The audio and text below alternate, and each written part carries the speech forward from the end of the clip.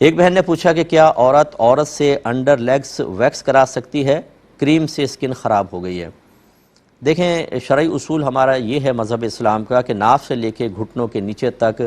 کوئی بھی نہ مرد کے سامنے نہ عورت کے سامنے اپنا حصہ بدن کھول سکتی ہے۔ اس کو ستر کہتے ہیں، اور مقام ستر کا کسی کے سامنے کھولنا یہ گناہ ہوتا ہے اور حرام ہے۔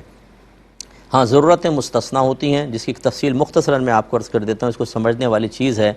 ایک لفظ ہوتا ہے ضرورت، ایک ہے حاجت، ایک ہے منفعت، اور ایک ہوتی ہے زینت۔ ضرورت میں وہ چیزیں آتی ہیں کہ اس کے بغیر ہم ہلاک ہو جائیں گے۔ حاجت میں وہ چیزیں آتی ہیں کہ اس کے بغیر ہلاک تو نہیں ہوں گے لیکن زندگی دشوار ہو سکتی ہے۔ منفعت میں وہ چیزیں آتی ہیں، نہ ہلاکت نہ زندگی دشوار، ہاں مل جائے تو فائدہ ہوگا، جیسے 2 دکانیں تو تیسری دکان اور ہو جائے۔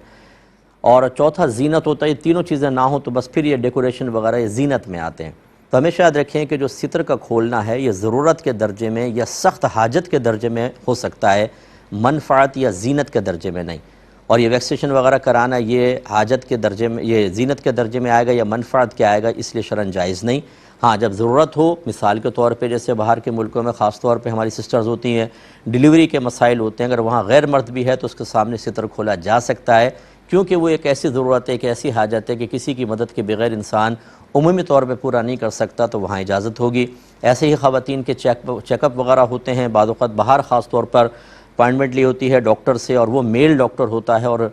چیک اپ کرانا ہوتا ہے بدن کا، اور وہ اتنا ضروری ہوتا ہے کہ نہ کرائیں تو بیماری بڑھ جائے گی، انفیکشن بڑھ جائے گا، اس سے زندگی سخت دشوار ہو جائے گی، بعض اوقات ہلاکت کی طرف بھی لے جا سکتی ہے، تو ایسی صورت میں پھر وہاں ستر کھولا جا سکتا ہے۔ اسی طریقے سے بعض اوقات اور بھی کئی اس کی مثالیں ہو سکتی ہیں، لیکن بس اب یہ دیکھنا ہوتا ہے کہ جب آپ یہ فیصلہ کرنا چاہیں کہ میں یہ کر سکتا ہوں کہ نہیں، تو ویسے تو میں یہ کہوں گا کہ آپ کسی اچھے مستند مفتی صاحب سے فتویٰ لیں، کیونکہ آپ ہر صورت میں